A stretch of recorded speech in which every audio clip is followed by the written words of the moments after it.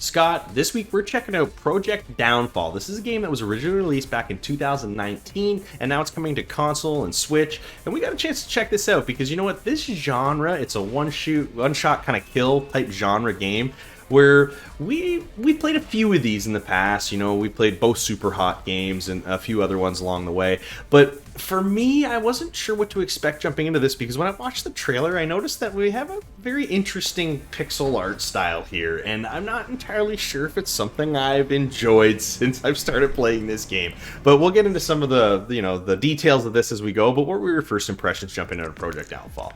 Well, the first impression was that this is definitely a conglomeration of a bunch of different ideas happening all at once. And you look at it, and immediately you're met with the description of John Wick plus Hotline Miami. Like, okay, well, I kind of understand, I guess, the color vibrancy of the Hotline Miami and the shooting. Oh, it makes sense. We get into it, and it attempts to look kind of like a Doom boomer shooter. But again, it's not exactly that. It's quite complicated on the surface, but you get into it and you think, okay, well, it does kind of simplify a little while out, and it also does punish you incredibly hard. But that was just my first takeaway. Getting into it a little deeper, I'm left with a little bit more annoyances. But before we get into that, what was your first impression? Well, for me, when I first got in, again, like you said, it's a game we've played before. We've seen this type of game before, so we kind of knew what to expect getting into it. The art style aside, it was a little jarring for me. There's a lot of options from the menu where you can actually change almost the filter on the screen to make the game look more retro or almost unplayable. There's a couple filters in there that just aren't the nicest looking. You're able to remove them all, which is what I did, and I preferred that. But even still, the art style is just a little unique for my taste, and it wasn't really necessarily something I enjoyed. You know, the environments and the characters we ran into. It's this 2D cyberpunk atmosphere where we're basically this John Wick style character, and we're kind of going out fighting back against the gangs and the governments, trying to suppress them to, you know, help out the people in the area. And you can kind of go about this game a bunch of different ways. There's 13 different endings, which is pretty interesting. We don't see that necessarily in all these types of games. They're usually fairly linear all the way through, and we do follow a kind of day schedule in this game, but it's not necessarily, you know, one day after the next. It's a very interesting way to tell the story. The game's only about 5 hours long, so you're not in it for long. It's about $25, so you know there's a little bit of value here. It really comes down to how much this game gets its claws into, and I think for some people it will, but for me, Scott, it just didn't really land.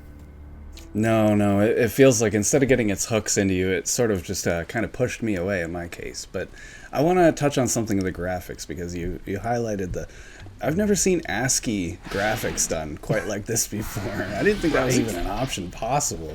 And then you're running that through, do you want it to be a CRT TV, a dark light? There's 100 different options, and they all look awful. Just quite plainly. There is a bit of a warning at the beginning of the game, and I do want to highlight this because I have acquired epilepsy, and that's unfortunate, but it is more scary when you look at a game like this and it meets you with that warning. Hey, look, there's going to be a lot of flashing.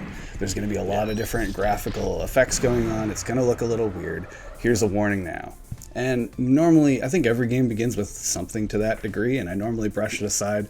In this case, I did find myself taking breaks quite often because it was just a barrage on the eyes, and kind of grates my eyes a little bit. But I also had to put it down for moments at a time because it was just so incredibly, impossibly hard in some places.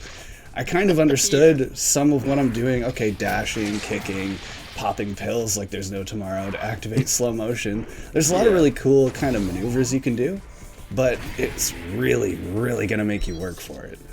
Yeah, this game is punishing, and I think you pointed it out there. The highlight here is really the game mechanics. I mean, there isn't a ton to it, again, graphically, but the mechanics are done pretty well. The gunplay is good. I like the slow motion aspects of it. It's a bit to get used to, but again, that's what these games are. It's try and fail and try and fail and just kind of keep going with it. And there is, you know, a level of, you know, feeling good about getting through some of those levels. It's very rewarding to be able to kind of finally finish it after you failed it 20 times, and, you know, you went about it a different way that time and it really worked out. So there's some stuff here, like I said, where it really, I think, will get its hooks into people, but it's going to be a very clear cut, you like it or you don't.